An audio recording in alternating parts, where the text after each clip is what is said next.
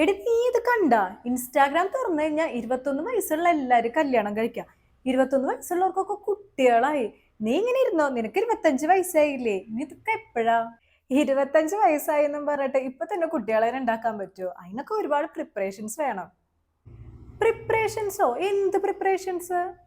എടി ഇത് എടുത്ത് ചാടി ചെയ്യേണ്ട ഒരു കാര്യമൊന്നുമല്ല. അതിന് നമ്മൾ പ്രത്യേകം ഫിസിക്കലിയും മെന്റലും ഫിനാൻഷ്യലും നമ്മൾ പ്രിപ്പയർഡ് ആയിരിക്കണം. നമ്മളൊരു കുട്ടീനെ പറ്റി ചിന്തിക്കുന്നുണ്ടെങ്കിൽ ആദ്യം തന്നെ നമ്മൾ ഡോക്ടറെ അടുത്ത് ചെന്ന് നമ്മുടെ ഹെൽത്ത് ചെക്കപ്പ് കാര്യങ്ങളൊക്കെ നടത്തിയിരിക്കണം. നമുക്ക് തൈറോയിഡോ ഡയബറ്റീസോ അതുപോലെ തന്നെ അനീമിക് കണ്ടീഷൻ ഉണ്ടോ എന്നുള്ളത് പ്രത്യേകം ഡോക്ടറെ അടുത്ത് പോയി നമ്മൾ ടെസ്റ്റ് കാര്യങ്ങളൊക്കെ നടത്തണം. അതുപോലെ തന്നെ പ്രഗ്നൻസിക്ക് ട്രൈ ചെയ്യുന്നുണ്ടെങ്കിൽ ഡോക്ടറുടെ നിർദ്ദേശപ്രകാരം നമ്മൾ ഫോലിക് ആസിഡ് വിറ്റമിൻ ഡി പോലത്തെ സപ്ലിമെന്റ്സ് എടുത്തിരിക്കണം. എന്നാലാണ് പ്രഗ്നൻസി ടൈമിൽ ഉണ്ടാകുന്ന ന്യൂറൽ ട്യൂബ് ഡിഫക്റ്റ് നമുക്ക് ഇല്ലാതാക്കാനായിട്ട് സാധിക്കുള്ളൂ. പിന്നെ കറക്റ്റ് ആയിട്ട് വാക്സിൻസ് സമയത്തിന് എടുത്തിരിക്കണം. നമ്മുടെ ന്യൂട്രീഷൻ കാര്യങ്ങളൊക്കെ നമ്മൾ ശ്രദ്ധിക്കണം. ഒരു ഹെൽത്തി ഡയറ്റ് നമ്മൾ ഫോളോ ചെയ്യണം. എന്നാലാണ് നമുക്ക് കറക്റ്റ് ആയിട്ടുള്ള ഓവുലേഷൻ നടക്കുകയുള്ളൂ. അതുപോലെ തന്നെ ഫെർട്ടിലൈസേഷനും നടക്കുകയുള്ളൂ. പിന്നെ മെന്റലി പ്രിപ്പയർഡ് ആയിരിക്കണം. പ്രഗ്നൻസി ടൈം എന്ന് പറയുന്നത് നമ്മൾ മെന്റലി ഒരു പോസിറ്റീവ് ആയിട്ടുള്ള ഒരു ടൈം ആയിരിക്കണം. എന്നാലാണ് അത് കൊച്ചിന്റെ ഗ്രോത്തിനെയും ബാധിക്കുകയുള്ളൂ.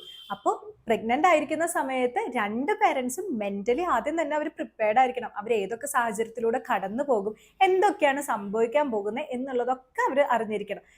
പിന്നെ ഫിനാൻഷ്യൽ പ്ലാനിങ്. ഒരു പ്രഗ്നൻസി ടൈമിൽ നമുക്ക് ഹെൽത്ത് ചെക്കപ്പുകൾ ആവശ്യമാണ്. ഡെലിവറി ടൈമിൽ നമുക്ക് ക്യാഷ് ആവശ്യമാണ്. അത് കഴിഞ്ഞിട്ടാണെങ്കിലും പല കാര്യങ്ങൾക്കും നമുക്ക് ഫിനാൻഷ്യൽ സപ്പോർട്ട് ആവശ്യമാണ്.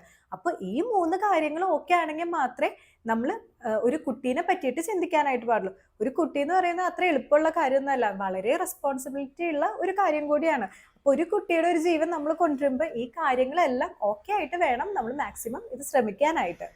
എന്റെ പൊന്നെ, ഇത്രയ്ക്കും കാര്യങ്ങൾ ഇതിന്റെ പിന്നിലുണ്ടായിരുന്നാ? നിനക്കിതൊക്കെ എങ്ങനെ അറിയാം?